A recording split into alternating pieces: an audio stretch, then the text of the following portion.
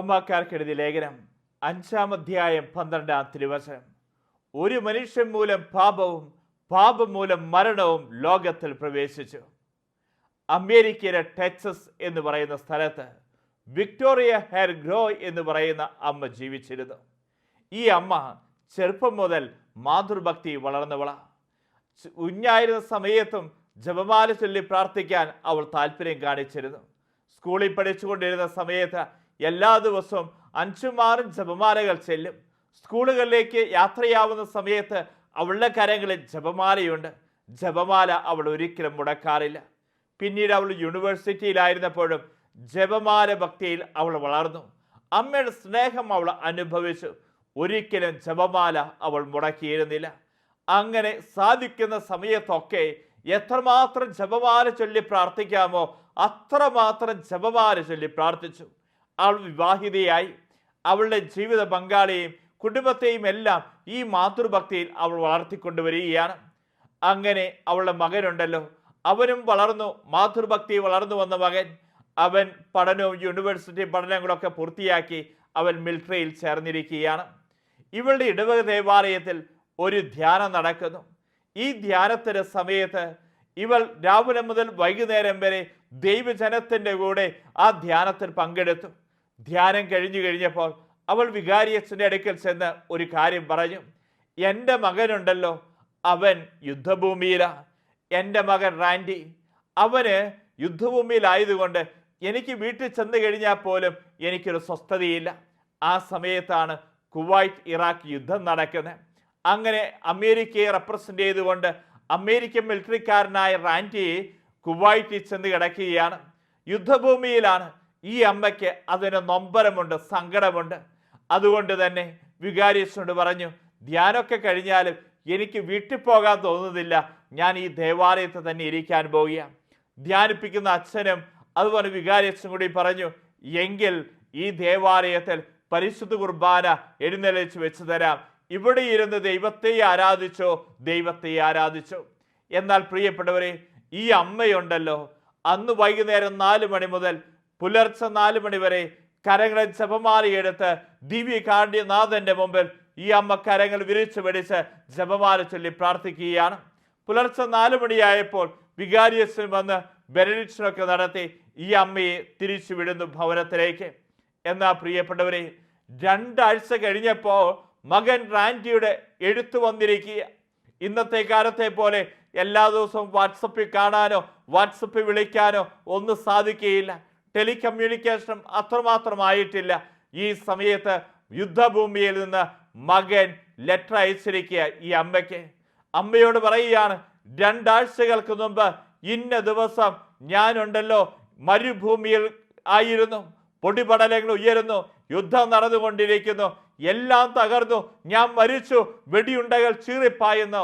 ഈ സമയത്തുണ്ടല്ലോ എൻ്റെ ഉള്ളിൻ്റെ ഉള്ളിലേക്ക് ഒരു സ്വരം കേൾക്കുക, ഭയപ്പെടേണ്ട, ഞാൻ നിന്റെ കൂടെയുണ്ട്, ഭയപ്പെടേണ്ട, ഞാൻ നിന്റെ കൂടെയുണ്ട്. ഈ അമ്മ അതിനുശേഷം ഈ മകന്റെ ലെറ്റർ വന്നു. ആ ലെറ്ററിൽ പറഞ്ഞിരിക്കുന്ന ദിവസവും സമയം നോക്കിക്കഴിഞ്ഞപ്പോഴുണ്ടല്ലോ ഈ അമ്മ തൻ്റെ പുത്രന് വേണ്ടി ദേവാലയത്തിൽ ദിവ്യകാരുണ്യനാഥന്റെ മുമ്പിലിരുന്ന് പ്രാർത്ഥിച്ചു കൊണ്ടിരുന്ന സമയം, തൻ്റെ കരങ്ങളിൽ ജപമാല എടുത്തു പിടിച്ച് പ്രാർത്ഥിച്ചു കൊണ്ടിരുന്ന സമയം, ഈ സമയത്താണ് ഈ മകൻ മരുഭൂമിയിൽ അരക്ഷിതാവസ്ഥയിൽ അവൻ യുദ്ധഭൂമിയിൽ കിടക്കുന്നുണ്ടായിരുന്ന വലിയ എല്ലാം തകർന്നു എന്നുള്ള ഒരവസ്ഥയിൽ ഈ മകൻ പോയിക്കൊണ്ടിരിക്കുന്നത്. ഈ അമ്മ പറയുകയാണ്, മറ്റാരുമല്ല എൻ്റെ മകനെ രക്ഷിച്ചത്, പരിശുദ്ധ അമ്മയാ എൻ്റെ മകനെ രക്ഷിച്ച്. ഈ അമ്മയുടെ കരകൾ പിടിച്ചുകൊണ്ട ഞാൻ ഇന്നോളം എൻ്റെ ജീവിതത്തിൽ ജീവിച്ചിട്ടുള്ള എൻ്റെ ഈ അമ്മയാണ് എൻ്റെ മകനെ ഈ യുദ്ധഭൂമിയിൽ പോലും അവിടുന്ന് കൈപിടിച്ച് ഉയർത്തിയത്. ഭയപ്പെടേണ്ട എന്ന് ഈ അമ്മയുടെ സ്വരമാണ് എൻ്റെ മകൻ കേട്ടതെന്ന് ഈ വിക്ടോറിയ ഹെർഗ്രോ പറയുകയാണ്. പ്രിയപ്പെട്ടവരെ, കത്തോലിക്കരായ നമുക്ക് പരിശുദ്ധ അമ്മയോട് ഭക്തിയുള്ള വ്യക്തികളാണ്. ഈ അമ്മയോട് എന്തുകൊണ്ടാണ് നമുക്ക് ഭക്തി ഉണ്ടാകേണ്ടത്? ഏതാനും കാര്യങ്ങളാണ് നാം കേൾക്കാൻ പോകുന്നത്. പരിശുദ്ധ അമ്മയോട് ഭക്തി ഉണ്ടാവണം. ഒന്നാമത്തെ കാര്യം, ഈ പരിശുദ്ധ അമ്മയാണ് ദൈവഹിതത്തിന് ഇതാ കർത്താവിന് ദാസി എന്ന് പറഞ്ഞുകൊണ്ട്, ഫിയാത്ത് പറഞ്ഞുകൊണ്ട് തന്നെ പൂർണ്ണമായി സമർപ്പിച്ചിരിക്കുന്ന വ്യക്തി.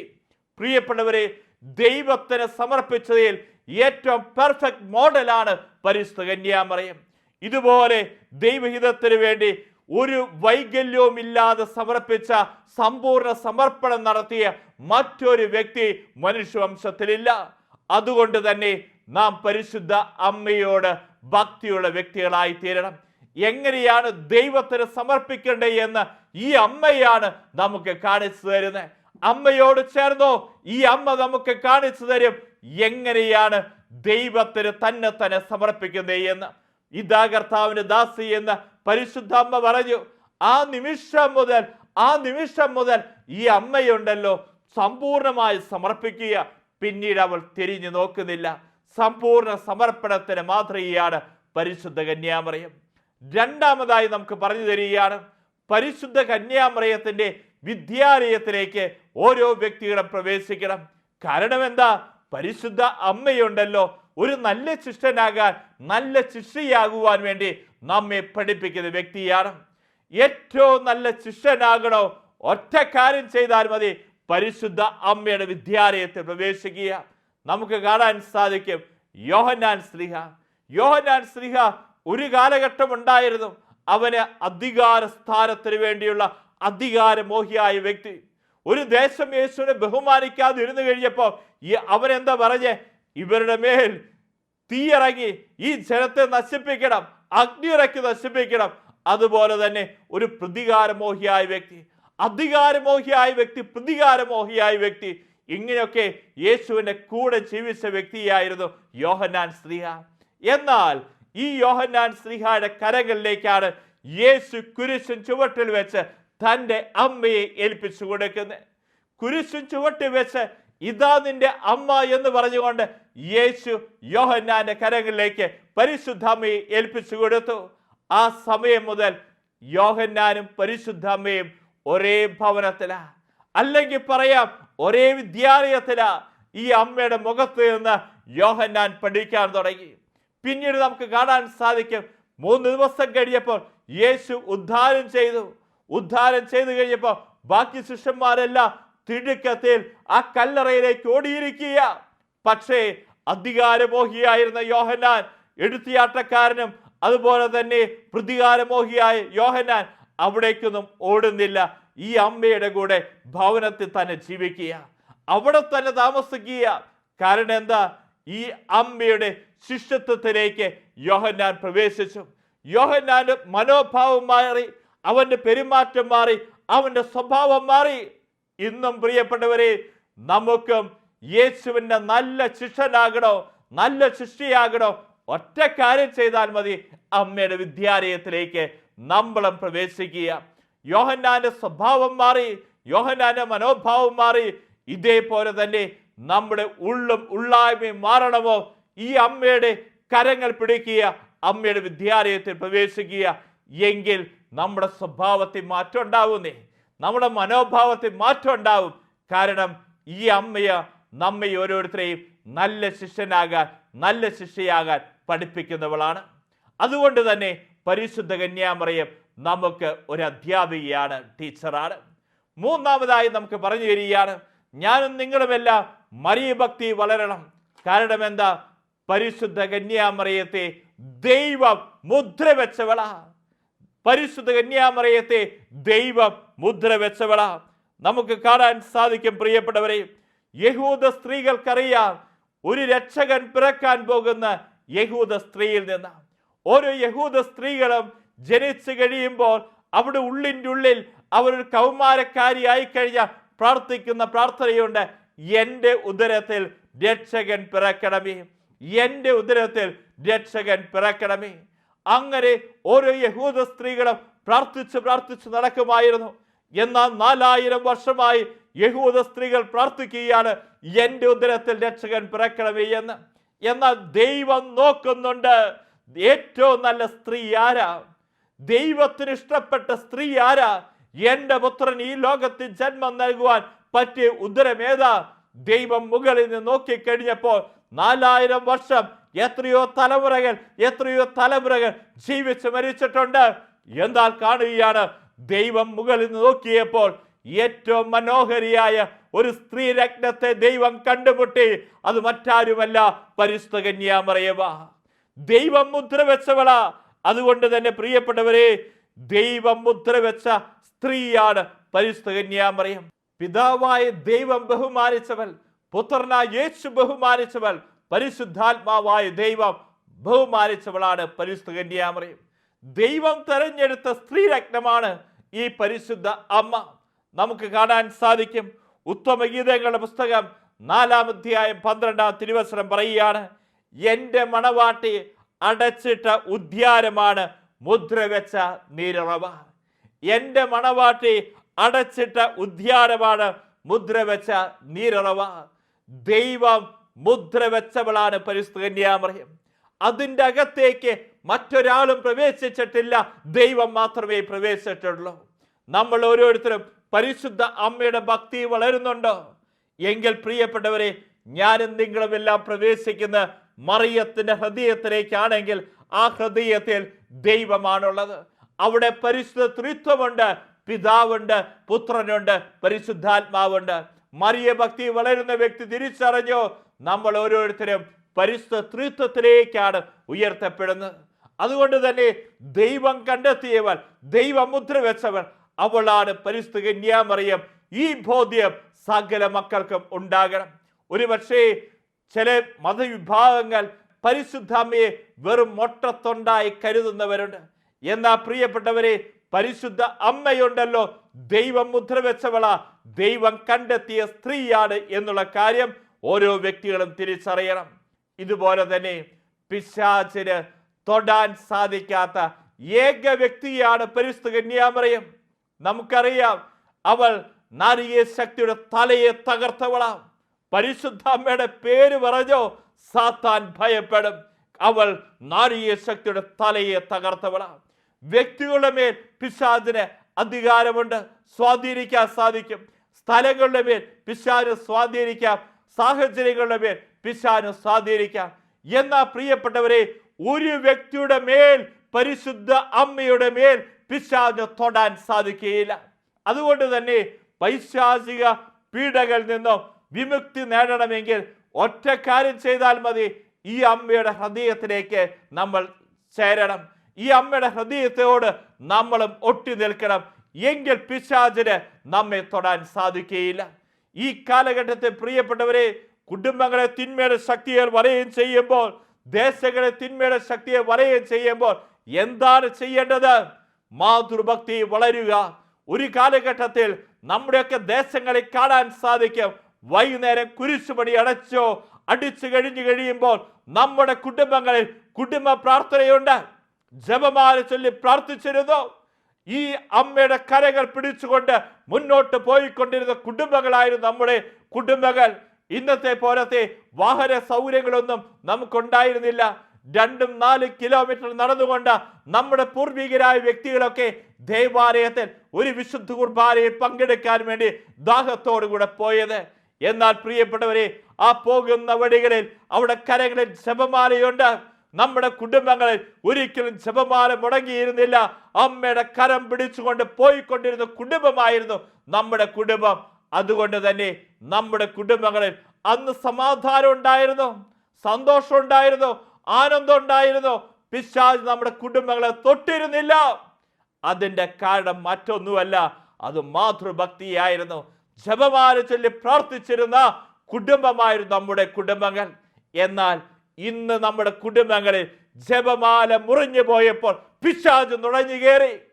അതല്ലേ വചനം പറയുന്നേ, വെളിപ്പാടിന്റെ പുസ്തകം 12-ാം അധ്യായം 17-ാം തിരുവചനം, അപ്പോൾ സർപ്പം സ്ത്രീയുടെ നേരെ തിരിഞ്ഞു, ദൈവകൽപ്പനകൾ അനുസരിക്കുന്നവരും അവളുടെ സന്താനങ്ങളോടും യുദ്ധം ചെയ്യുവാൻ വേണ്ടി സാത്താൻ പുറപ്പെട്ടു.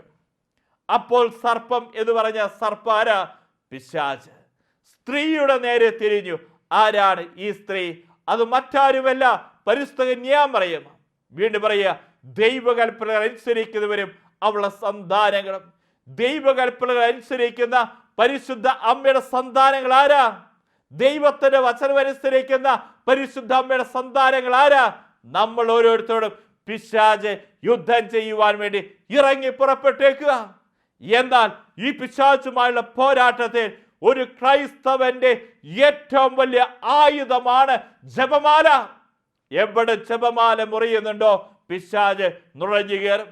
നമ്മുടെ കുടുംബങ്ങളിൽ സംശയത്തിന്റെ വേരുകൾ, അംഗീകരിക്കാൻ പറ്റാത്ത അവസ്ഥ, സ്നേഹിക്കാൻ പറ്റാത്ത അവസ്ഥ, സ്നേഹം മരവിച്ചു പോയിരിക്കുന്ന അവസ്ഥ.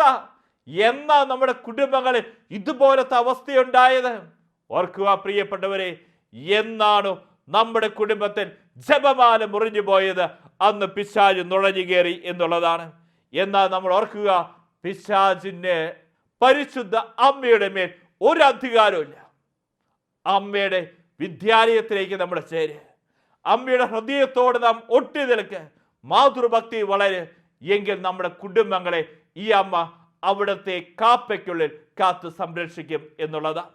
വീണ്ടും നമുക്ക് പറഞ്ഞു തരികയാണ്, ക്രിസ്തുവിന്റെ ഒന്നാം വരവിന് വേണ്ടി മധ്യവർത്തിയായി നിന്നവളായിരുന്നു പരിശുദ്ധ കന്യാമറിയം. മീഡിയേറ്റർ ആയിരുന്നു പരിശുദ്ധ കന്യാമറിയം.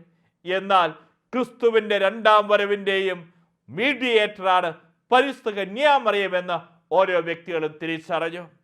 ക്രിസ്തുവിന്റെ ഒന്നാം വരവിൽ നമുക്കറിയാം പരിശുദ്ധ അമ്മയായിരുന്നു ഈ മീഡിയേറ്റർ എങ്കിൽ, ക്രിസ്തുവിന്റെ രണ്ടാം വരവിന് വേണ്ടി ഒരു ജനത ഒരുങ്ങുന്ന സമയമാ എങ്കിൽ ഈ അമ്മയുടെ കരം പിടിച്ചോ, ഈ അമ്മ തന്നെയായിരിക്കും ക്രിസ്തുവിന്റെ രണ്ടാം വരവിലും മീഡിയേറ്ററായി നിൽക്കാൻ പോകുന്നത്.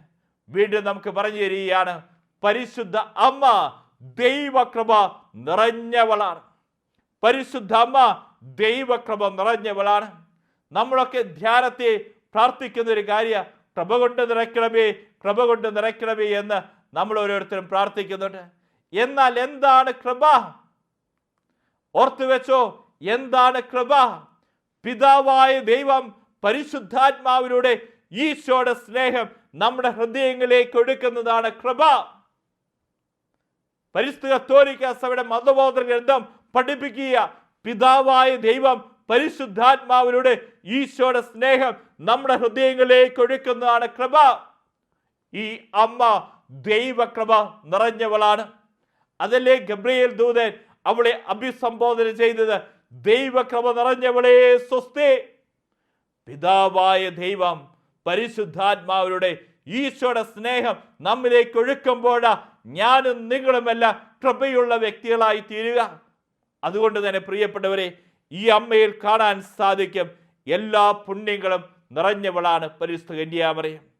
നമുക്ക് ഒരു പക്ഷേ ഈ കാലഘട്ടത്തിൽ അമ്മയെക്കുറിച്ചുള്ള വിമർശനങ്ങൾ കേൾക്കാൻ സാധിക്കും. ചില വ്യക്തികൾ ഇങ്ങനെ പറയും, യേശു മാത്രമല്ലേ ഏക മധ്യസ്ഥൻ, പിന്നെ പരിശുദ്ധ അമ്മയെ മധ്യസ്ഥയായി നമുക്ക് ആവശ്യമുണ്ടോ? അതേ പ്രിയപ്പെട്ടവരെ, യേശു തന്നെയാണ് ഏക മധ്യസ്ഥൻ. യേശു തൻ്റെ കുരിശുമരണത്തിലൂടെ, തൻ്റെ പീഡാസഹനത്തിലൂടെ, കുരിശുമരണത്തിലൂടെ, ഉദ്ധാരത്തിലൂടെ നമുക്ക് രക്ഷ വാങ്ങി തന്നു. എന്നാൽ ഈ രക്ഷയുടെ വിതരണക്കാരിയായി ദൈവം നിയോഗിച്ച വ്യക്തിയാണ് പരിശുദ്ധ കന്യാമറിയം. സ്വർഗത്തിന്റെ എല്ലാ അനുഗ്രഹങ്ങളും നമുക്ക് കിട്ടണോ? ഈ അമ്മയുടെ മാധ്യസ്ഥം നമ്മൾ യാചിച്ചാൽ മതി. യേശു നമുക്ക് രക്ഷ നേടിത്തന്നിട്ടുണ്ടെങ്കിൽ രക്ഷയുടെ വിതരണക്കാരിയായി ദൈവം നിയോഗിച്ച വ്യക്തിയാണ് പരിശുദ്ധ കന്യാമറിയം. അതുകൊണ്ട് തന്നെ ഈ അമ്മയുടെ ഭക്തി നമ്മൾ വളരണം.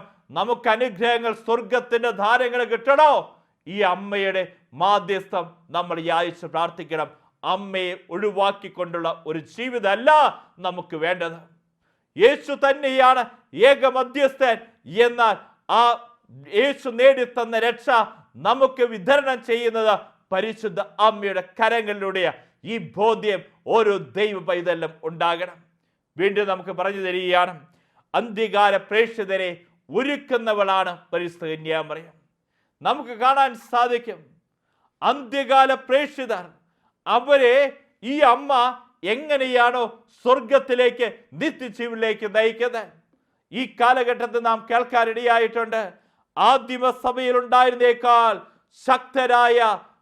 ശക്തരായ വിശുദ്ധാത്മാക്കൾ അന്ത്യകാല സഭയിൽ ജനിക്കുമെന്ന് നമ്മളത് കണ്ടുകൊണ്ടിരിക്കുകയല്ലേ.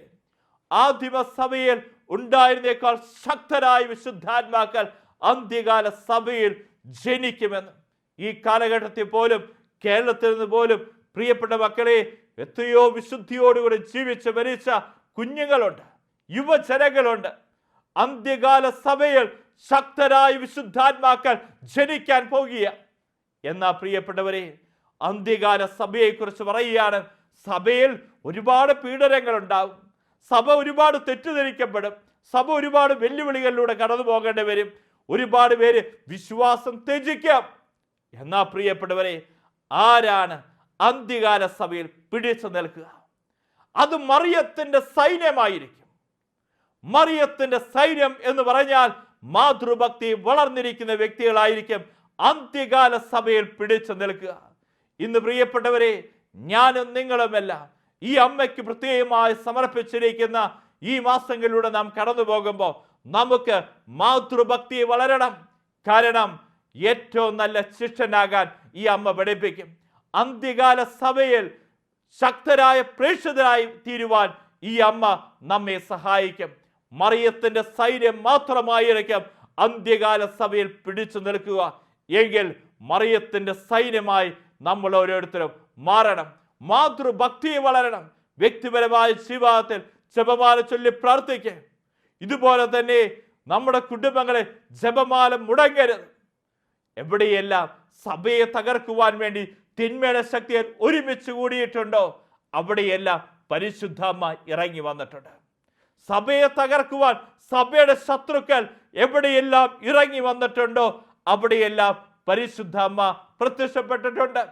ലോകത്തിന്റെ വിവിധങ്ങളായ സ്ഥലങ്ങളിൽ പരിശുദ്ധാമ്മ പ്രത്യക്ഷപ്പെട്ടിട്ടില്ലേ?